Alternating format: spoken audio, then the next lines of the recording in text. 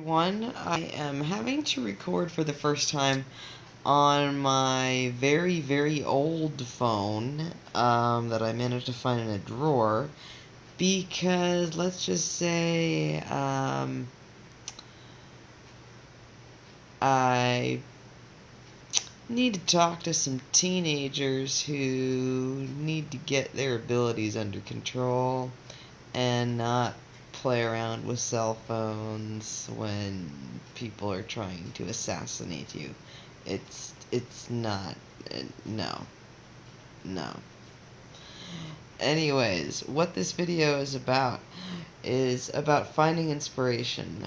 So what Crayon talks about, um, after my cell phone has disappeared again, um, Crayon said, well, Krista, you know that they want you to be mad at them, so you know what they're trying to do, so do something else. And I thought, okay, well, what do you want me to do? And he said, well, you love the watercolors and the pastels. Why don't you try and paint something? Why don't you make something? And I said, well, Cron, what do I make? And I have book 1 and book 12. And on the cover of book 12 is a strand of DNA. And he said, well, what's your favorite color? Indigo there. And it's a strand of DNA. Why don't you draw that? Minus the Merkaba, just try and draw a strand of DNA. And I don't know how to paint, okay? I don't know how to draw, I don't know how to paint, I don't know how to do any of this stuff. And at least what I managed to end up with, watercolor, pastel on watercolor here. And I call this the genetic tree of life. It started off first as this singular. Let me see if I can switch the camera to. Oh well, we can do it this way. Started off, we can see in the front that we have that pink strand of DNA. Now our strands of DNA are not really just two strands. Also, I do mean under the microscope. From the moon, our DNA is being suppressed so that we cannot emerge with triple-stranded DNA that you can actually see under a microscope. That is stuff that's been talked about for a long time. And wow, the camera really does not do this justice right now because of the darkness. I got some metallic paints, and so after I got my phone, so the phone disappears, right? After I've pissed off, let's just say a little gray-colored friend of ours, and phone disappears, and I know who did it, and I managed to get back, and I think I know I'm gonna get the phone back. It does come back, but then I say back, you know what, I'm not gonna be a slave. I would get basically these kinds of comments, and ahem, to the teenagers, ahem, someone watching in the room, ahem, to, from the, this going on a little bit with the teenagers, you guys need to really think about what exactly you are messing around with. We are talking about global events. We are talking about running the world. Now, I remember back 10 years ago when I was 17 thinking, oh yeah, world domination would be so cool, wouldn't it? Or I'm sure if someone said that to me, it would have sounded like some sort of dumb, stupid kid fun concept. It's a serious thing.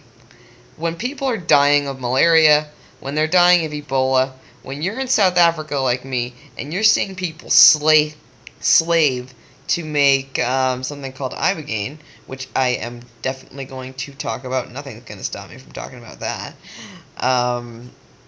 To another gray friend of ours, nothing's going to stop me from talking about that. Although I might not go into the details, I just mean what it is and who I am regarding it.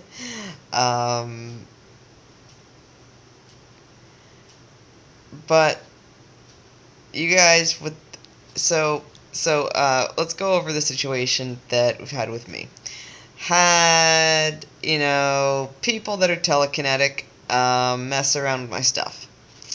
So let's say, you've had a restraining order served to you because you went to your family's house and demanded to have your stuff out of your room, and they refused to give it to you because you're a starseed and because they couldn't turn you to the dark side. Even though with me, it was a like, Luke, I am your father type situation, seriously. And I was still like, no, dark side, no, I'm not going there. And I'm still alive to tell the tale, so you can do it, even though they take your phone, even though they try and give you Ebola, even though they try and do all kinds of crazy stuff to you, which it's not a joke, even though I'm saying that kind of jokingly. It's funny in retrospect, but I went through some of the scariest events of my entire life right there. I'm sitting in a room right now that had, I presume, carbon monoxide blown at me, because that would be the only thing, that would have had an opening into my environment because of putting carbon monoxide detectors everywhere. Now, I didn't do that willingly. That was something that was supposed to be installed that just had to happen one day, and I thought, okay, whatever, why is carbon monoxide going to come out of nowhere? Oh, because, if you don't go along with the grays, well, then they blast you with stuff, and then if you're smart enough to actually figure out that, that's what's going on, and they're, subjecting you to whatever things that they can get their openings for, subjecting you to, and you won't go along, then they try and play friends with you and see if, they can use you for being a superhuman genius type thing. Or get, obviously it's better if someone's complicit with the whole thing, but I thought to myself, guys, how am I supposed to be complicit with you helping me by, this is how the phone thing came about originally. I was in the middle of a meditation, a very powerful meditation, with one of these scary gray creatures, and it was asking me, please tell me, and it's in their funny voice, in their Dalek sounding voice for all the people that watch Doctor Who, Whovian here, the exterminate type voice, please tell me about your universe, it actually said please too, and it seemed excited, and I said, yeah, that's why we're here.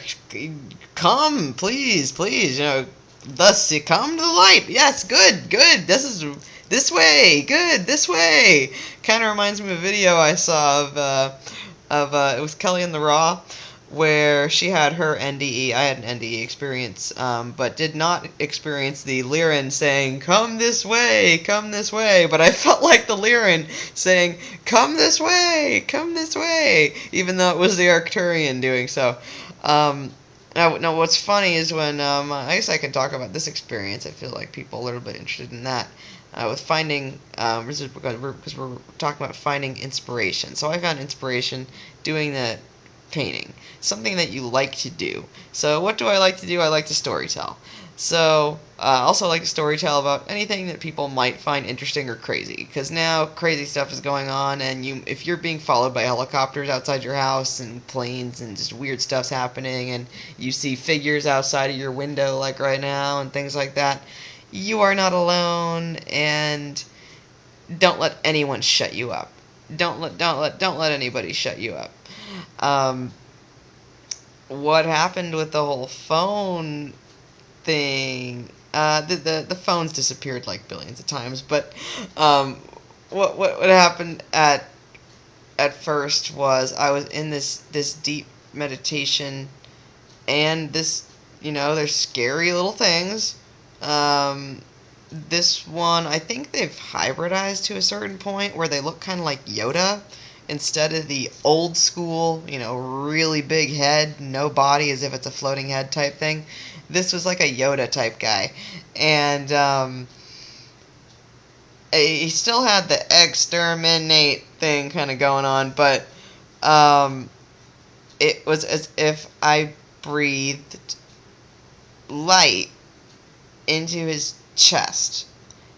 And doing this, at first because I see a color blue pulsate so strongly from their third eye, and they have these really bright, I've drawn a picture of it, and I'll show it maybe in a second here, of their blue eyes. And actually there's a guy with a car outside who presumably lives in this house in the fourth dimension, or maybe they moved out, I don't know. But someone who lives around this complex with that car, with the blue blinking lights. And so I didn't think of, anything. I didn't think green, heart chakra. They don't really have their heart chakra working very well. It's like everything is thinking. It's like you've got a supercomputer to all the Arcturians. When you're gonna end up hitting the Greys, and first you're gonna find the reptilians, then you're gonna realize, okay, who's behind the reptilians? The Greys. Okay, what do we do now? Okay, what are we doing? What are we doing? So Arcturians and Greys can relate to each other. They're both supercomputer smart, but Arcturians are a lot like in the movie Avatar. Very, very much in the movie Avatar. That's what we're like. The Greys, I just really get the whole, even for people, the Whovian people, Daleks, like, you see this brain just sitting there, and it's like the father or whatever, or creator of all these other Dalek things, like clones. Like, yeah. But they're kind of like that. And they're not bad, it's just that they prefer things that humans find disgusting and sickening, pretty much. And also Arcturians find it pretty disgusting, sickening a lot of the time. Or just, what the heck were you thinking, kind of thing, with Arcturians coming across the Greys. Now, you might be thinking, well, this isn't going to happen in my reality. Maybe it won't. Maybe you're a person on a different mission. I happen to be on a mission that involves interacting with these guys, and I have to say that it sucks, but it's part of my mission, or I couldn't have helped stop nuclear war. So, I guess that's how it is, right? I've been told that, if something happened to me, there are people that are backups, almost, or people who could be activated, or who are already active, who are aware, but just not doing anything, kind of like how I was, reading about the Agenda 21 thing, what's going to happen, but wasn't doing anything. And then, I did something, and all of a sudden, overnight, it appeared that the government wanted to murder me. So I'm going to guess that false flag stuff was actually real, and people are actually mad that they couldn't start World War III. But with the phone, basically, every time I'll go and think something or be doing something that does not go along with the Greys' AI system, because they run off of an artificial intelligence programmed system. Anytime I'll think something, an intent that is not in line with them, depending on their mood, they'll, because they work so much in the third and fourth dimensions, will, move stuff to aggravate me. Like I said in the one video where I actually saw the one, and it said to me, "What do you want?" And I was just, the first time ever seeing an alien, in my life, and I'm standing there saying, "What do you want?" And I'm holding a torchlight, or the thing breaks, and I hear, "Shoot you!" Like, oh, okay. I just got told by some alien outside sitting in a car that it wants to shoot me, and my lighter actually broke like a gun. Oh wow. Like, poltergeistic type activity, or things like that actually happening around you, things getting moved. At one point, the person that I pissed off, who I guess that maybe they'd prefer not to be called a person, I said to them, "State your mission," because I was getting a little bit pissed off about how Greys tend to act with their secretiveness. Now, Arcturians are secretive too, but up to a certain point, it's usually just secretive for your protection, like I was talking about. But the Greys and all of their offspring just have this super bizarre, too secretive kind of thing going on. Like, why are you lying about what you ate for breakfast, sort of thing. It's just really strange. And I had asked, "Look, state your mission. I want to know what the heck you are, damn it." And finally, my eyes fell on ET 101, and I thought, okay, I know who wrote that. Because I learned quite a bit about, who actually channeled the Bible, things like that, when I was imprisoned in a reptilian prison. Covered as a rehabilitation center in Concord, California, for the facts there, for people wondering. If I if I could find one of the folders and give the address, I would give you the address. That will be something for another video, because people are going to want to know this stuff. And yes, you can prove it, and it's real. You can find it. At least as long as no one changes any dimensions around on you while you're trying to drive to find the police, should find it.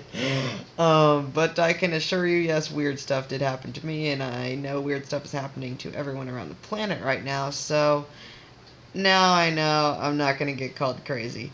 I do feel vindicated, however, that I was saying this stuff and everyone was calling me crazy, and either the people calling me crazy already knew about it, and their orders were called the Starseed crazy, or they legitimately did not know about it and were calling me crazy, and I was right the whole darn time. And now I'm sitting here having these most amazing, interesting visions of what life can be like in the future, of creating crystalline structures that we live inside of. I would say start with quartz, because that seems like the most plentiful resource that we have on this planet right now to start actually building infrastructure. See, that's an example of inspiration. When something is going on that is, I'm going to say, not preferred rather than dark, here, when something is going on that is not preferred in your environment, the first thing Cryon says, he says, go to Jesus. Don't seek revenge. Guilty of doing that when I was walking home the entire time with no phone, thinking, where the heck is my phone, for the umpteenth time. And how am I gonna make a video, and how am I gonna check my email, or anything? How am I going to do anything? Because I had everything on my phone. Still do. Still have all those phone numbers on there, but I've had things disappear. I remember many billion times that whatever. Um, we have to let go of our material possessions. But I'm walking down the sidewalk, and you see, in the town that I live in, San Ramon, California, which is, like I said, where Chevron headquarters is located, pretty much globally. It is pretty much taken over here because I mean they need if this is Chevron headquarters, they need the place infiltrated completely for the whole oil, cogs to keep turning. Um, so it seemed like I was a lone starseed that managed to avoid it all somehow. I don't know how, because I've run into starseeds. It's the most painful thing around here. Running into the starseeds who have been turned to the dark side. This is really getting to be like Star Wars here. Like, everybody's a Jedi, but you have to pick light or dark type thing. And picking the light is a difficult choice, but when you go through the versions of expansion that you can choose in the light and the dark, I've done the dark thing. It sucked. I want to do the light thing. Getting to part of the light thing sucked. Like, getting used to not eating meat. Slow process. Getting used to this idea that I didn't have to listen to other people. Getting used to the idea that I could literally exist as a sole, lone entity, having my possessions randomly stolen, disappearing, with telekinetic super people around me constantly.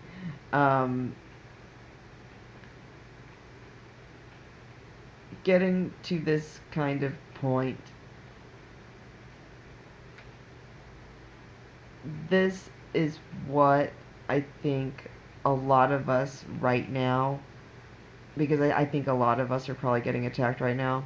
A lot of us need to strive for this. If you live in one of these hotspot type areas, like if you live next to a headquarters of some big oil company, or just some big corporation, if you just happen to be in the wrong place, wrong time type thing, or right place, right time because you're the light in the darkness.